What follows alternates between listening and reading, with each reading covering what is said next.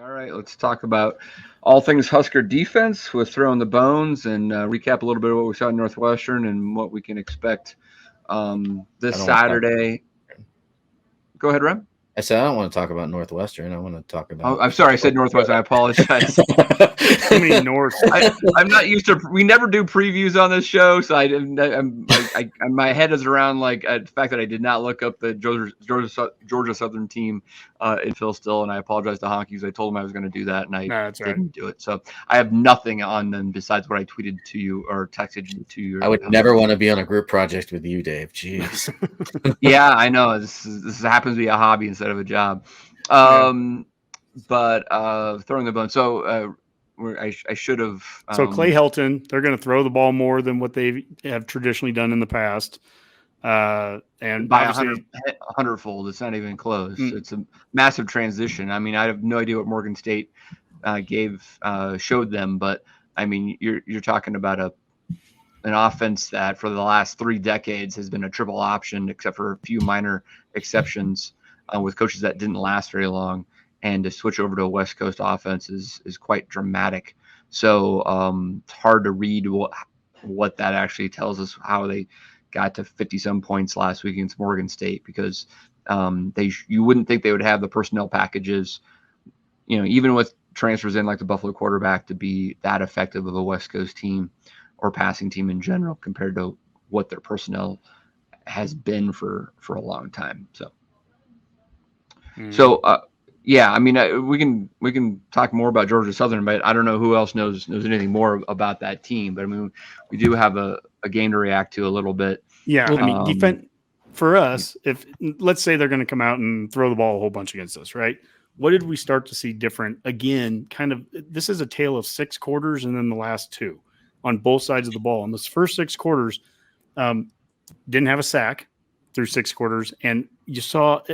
I'm not going to call it passive with the rush, but a lot of zone defense. It was something I brought up a week ago. A lot of times where we would get a team into 3rd and 12, 3rd and long, and they complete a pass in front of our guy, and our guy's either flat-footed and the guy is standing there in a zone, and the guy catches it and then runs and gets the first down, or the tackling. And the tackling, it still needs to get much better. I mean, it's been really rough through 2 games, and the amount of times that we've missed that first tackle and then a guy goes off and gets yards after contact, they've extended so many drives, both Northwestern and North Dakota. So we've done the hard work. You get yourself to 3rd and 12, and the reward should be Big Mac sack attacks. Then that should be the reward. And instead, those first 6 quarters, you'd see a lot of the zone. Now, by the end of that game, that knockdown that was that held him to a field goal right in the end zone. That knockdown, that's man-to-man, guys, right draped on him. The last play of the game for them,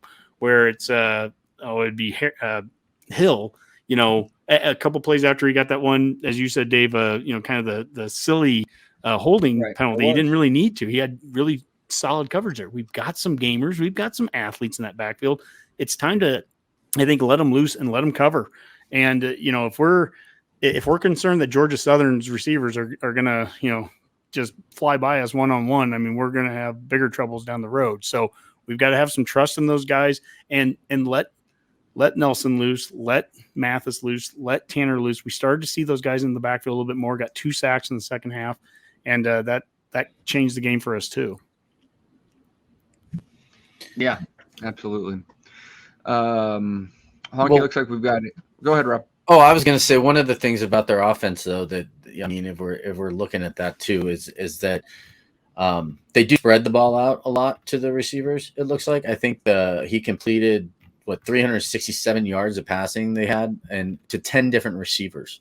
It looks like here, so they spread the ball out a lot to the and so that's a lot, and so there's going to be a lot of different looks, I'm guessing, from those receivers, because I think they ran the ball. It was like a 46-31 run pass to run ratio for them. So, and most of their rushes look like they came from pretty close. They had 4 rushing touchdowns, but I think they were all pretty close to the goal line. So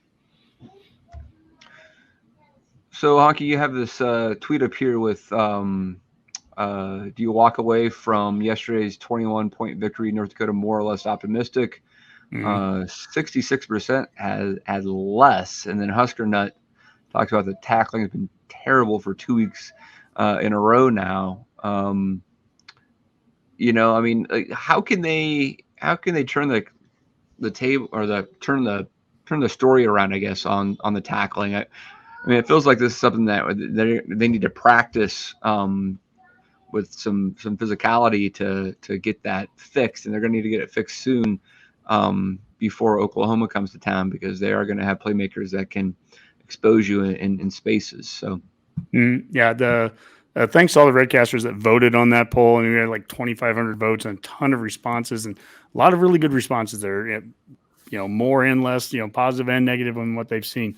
With the tackling, it is one of those things. I think our response to Husker Nut there was, look, we got to get it fixed and fixed soon, because when you have a team like Oklahoma coming in here, if we miss that first tackle, those guys are going to be taking those plays to the house. And, you know, I haven't been at practice all fall camp, so I don't know.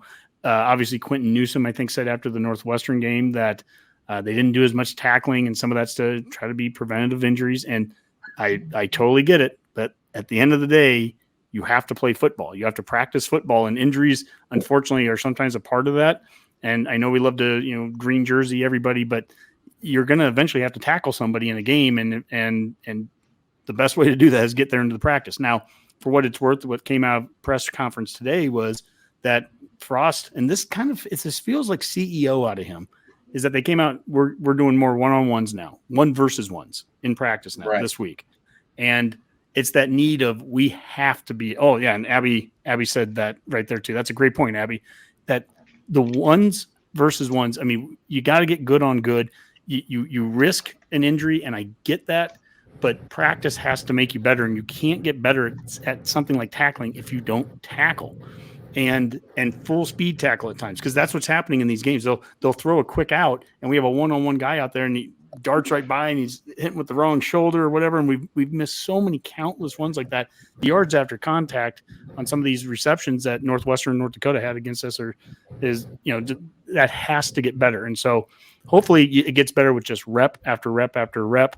And we did, again, I sound like a broken record here, the amount of young guys getting their first place. And I don't mean that in the sense that I realize the other team can say the same thing too. I'm sure North Dakota had young guys catching balls. I'm sure Northwestern did too.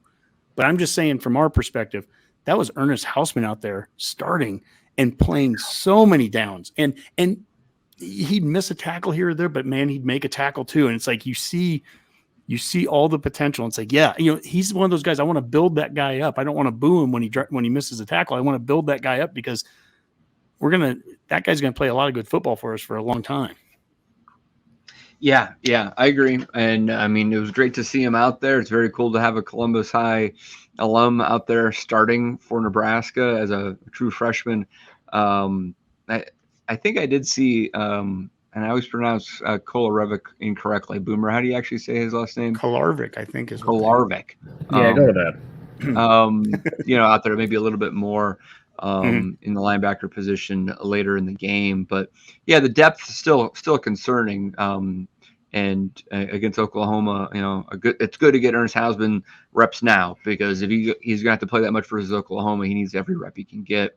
And that's tough to throw a true freshman in right there. Hopefully Heinrich is healthy and back at him. Are you saying what did Kolarvik come in and play some middle, like inside linebacker then? It might have been. I don't think it was Clements, but I thought Kolarvik's 31. I thought I saw him eventually playing inside linebacker. And I'd have to watch some of that at the end. And the reason I think that's important is that we saw some Phelan Sanford at the end and making tackles. And that might have been him. That might have been him too. It's a good question. And he was playing some at the Nick spot.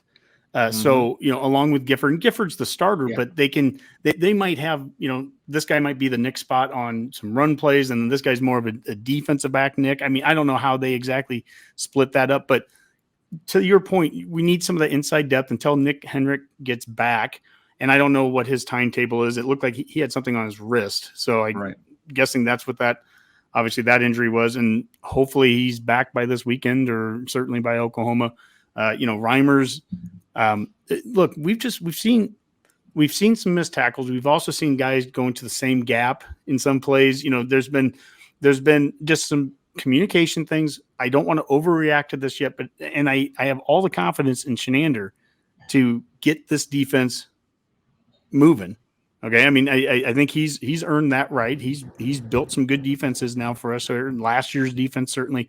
So I think they're going to get it corrected. But yeah, it's one of those things that we need to see market improvement this week. And I really thought we saw improvement as the game went on. That's what, and they fundamentally were doing some things different in the second half.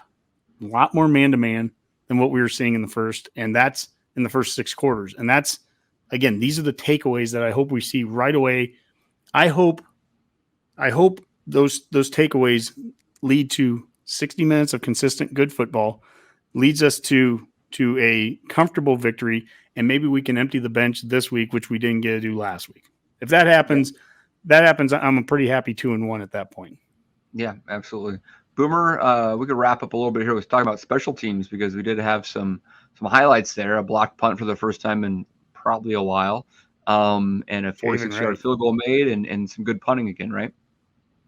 Yeah, once again, special teams haven't been the dumpster fire that they'd been for the last few seasons. So it's kind of that element of the team where if you don't have to talk about them, you're in good shape. So outside of the breaking a punt return or a kickoff or a touchdown, but if you're not talking about them, then you're all right. I mean, again, we can look back last night. If you're LSU, I mean, you can see what special teams can just about destroy your entire game, and they tried to do it twice in the last couple of minutes of that game. So far so good. So, yeah.